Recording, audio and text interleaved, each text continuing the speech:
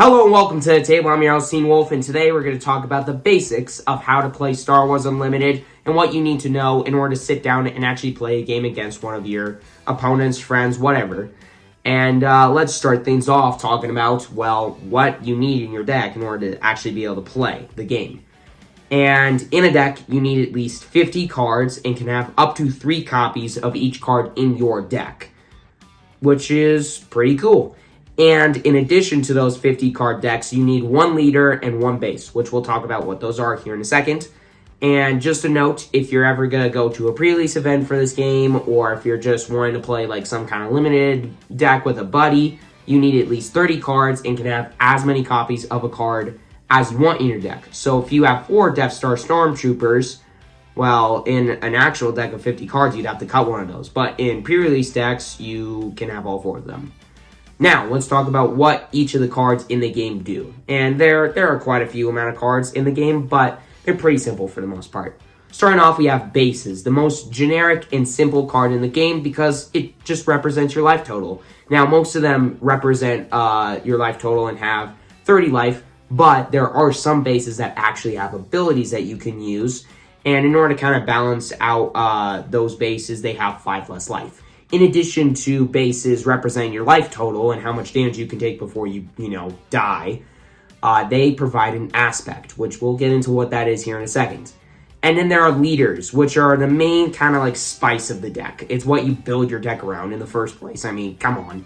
But leaders provide some kind of effect or ability or whatever over the course of the game that you can use, and they're pretty freaking cool. But in addition to these sweet effects and abilities over the game, they also have a once per game action called an epic action, which you need a certain amount of resources and you can activate it, and your leader transforms into a unit and comes into play ready to go. Even if you used its ability already and it's tapped or exhausted, you transform it into a unit, a thing that you can attack your opponent with, and it comes ready, untapped, and ready to attack. So they're pretty freaking cool. And in addition to all of this, they provide you 2 aspects, which, like I said earlier, we'll get into what that means here in a second.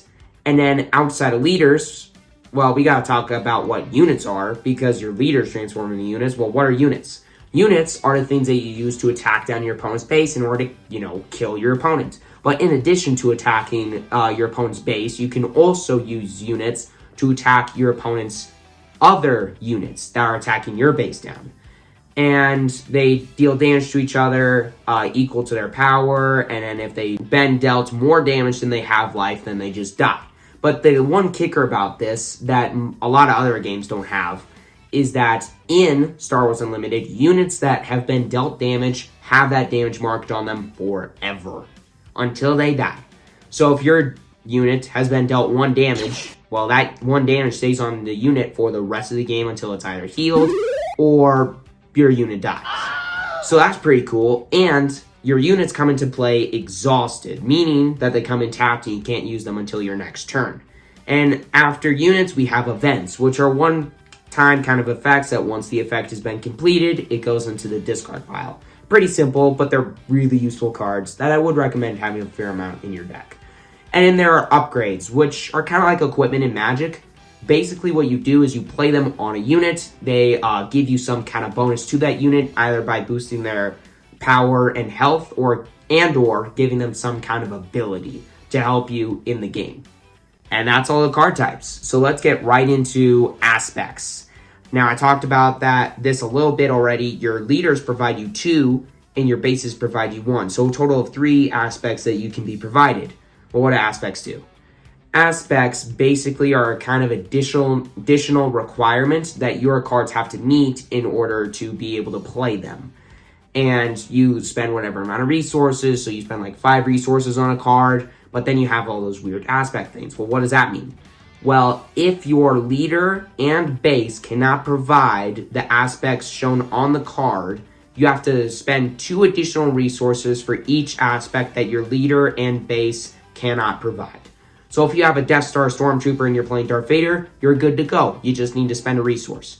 But if you're wanting to play Luke Skywalker, well, in Darth Vader, that doesn't really work because you have to pay the 7 resources, but then you also have to pay 2 additional resources for each of those 2 aspects that Darth Vader does not provide.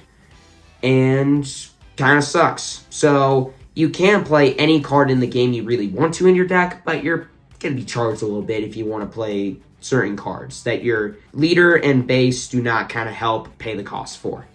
And each of these aspects are vigilance, aggression, heroism, command, cunning, and villainy. Now, outside of aspects and all the card types and whatever, there are the zones of the game, all the different zones. Well, there's a zone for your base to go. Below that, you have your leader, and you have the ground arena on the left side and the space arena on the right side. Well, what does that mean? Well, I said earlier that units can only attack other units in their specific arena. And ground units can only attack other ground units. And the ground unit thing can kind of be seen in the top of the card. But ground units can only be played to the ground arena and can only attack other units in said ground arena or the base. And there are space units can only attack other space units or the base. So you got 2 simultaneous battles going on in one game. So it provides for a lot of fun and a lot of strategy and quick thinking. But then outside of that, you have the resource pool below the arenas, your leader and your base, where all your resources are at in order to play your cards. Then you have your deck next to your resource pool, and above that, you have your discard pile, which whenever a unit dies, goes there, or when an event is played, go there, etc., etc. Now, we got to talk about the game setup. In order to actually play a game of Star Wars Unlimited, you got to set up the game board and whatever you need to do before the game can begin.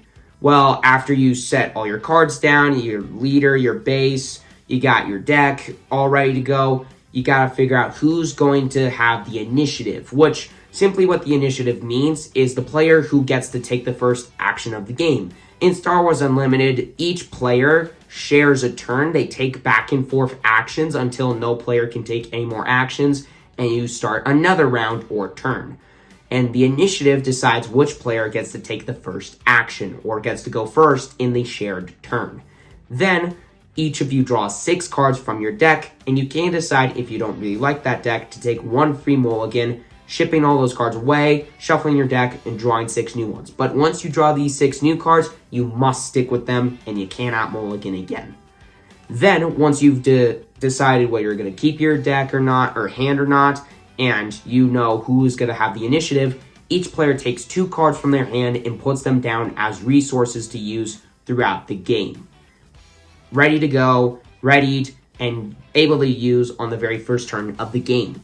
Which is pretty cool because you get a kind of, instead of having 1 resource right off the bat, you have 2. So it allows you to do stuff more quickly in the game is effectively what I'm trying to say.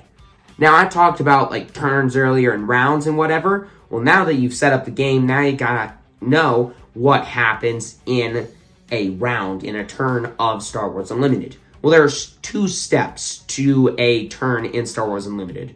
The action phase, where players take actions and do most of the game, and then the regroup phase, where basically you kind of clean everything up and then get ready for the next turn. So in the action phase, each hero can take 1 of 6 different actions before the regroup phase happens. And if you can do multiple of these kinds of actions, you can do them multiple times. Like, for example, one of the 6 actions that you can take is playing a card. If you can play multiple cards in a turn, you are allowed to play multiple cards throughout that turn. But you can only do 1 action at a time. So you can only play 1 card, then your opponent gets to do whatever their action is. Then when it goes back to you, then you can play another card. But so one of the actions that I already listed is playing a card. So you tap resources for whatever the number cost is. And then if your leader and base provide the aspects that you need, then you're ready to play it. But if they don't, remember you have to pay that aspect penalty.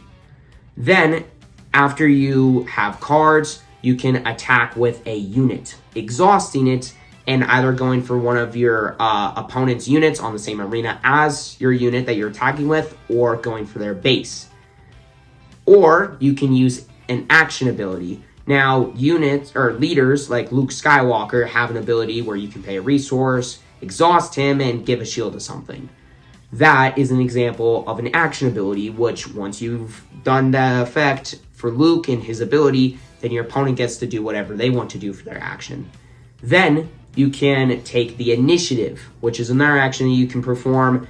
And once a player has taken the initiative, the other player cannot.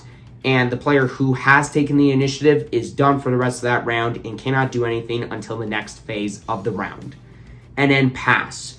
So if you don't want to do something on your turn and you want to wait for your opponent to do something, you can pass. Or if your opponent has taken the initiative and you want to pass and have the action phase end, each player has to pass consecutively twice. So I need to pass, my opponent needs to pass, and then we can head to the next phase, the regroup phase, which each player draws 2 cards from their deck and then puts down a card, can, not have to, put down a card as a resource from any of the amount of cards in your hand, not just the ones that you drew.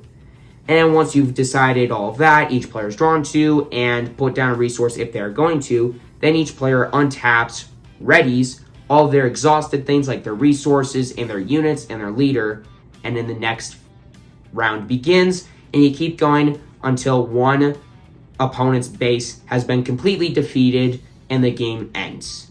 Now you know how to play a game of Star Wars Unlimited. Hope that you enjoyed, and stay tuned to the next episode where I'll be diving into the more complicated stuff of the game. But now that you know how to play, hope that you enjoy playing Star Wars Unlimited. It is an absolute blast. It might seem like a lot right now, but once you sit down, actually play it, it's not as complicated as you think. And with all that aside, hit that subscribe button, hit that like button. It's completely free. You won't regret it. And with all that aside, see you next time, everybody.